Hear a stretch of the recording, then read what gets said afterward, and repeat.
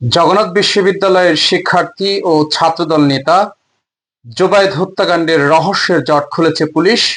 এর মধ্যে তিনজনকে গ্রেপ্তার দেখিয়েছে তারা।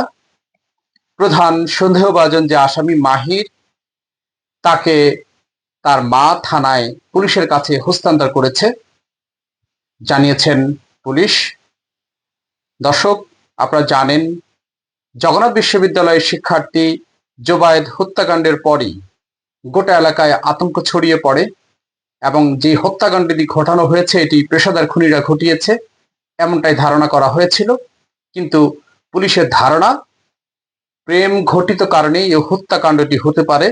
এরই মধ্যেই বিভিন্ন গণমাধ্যমে নিউজ এসেছে। তবে ছাত্রদল নেতা কর্মীরা এবং শিক্ষার্থীরা এটি মানতে নারাজ। তারা বলছেন এই হত্যার পেছনে কারো ইন্ধন রয়েছে, সেটি খুঁজে বের করছে পুলিশ।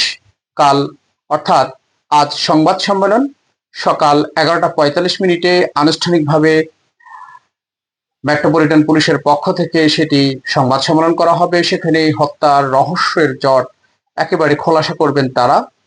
তবে যে তিনজনকে পুলিশ হেফাজতে নেওয়া হয়েছিল তাদের কি গ্রেপ্তার দেখানো হয়েছে, মামলা কি তারা আসামি হয়েছে না অন্য কারো আসামি করা হয়েছে, সেটি খোলাসা হবে পুলিশের সংবাদ সম্মেলনের পর।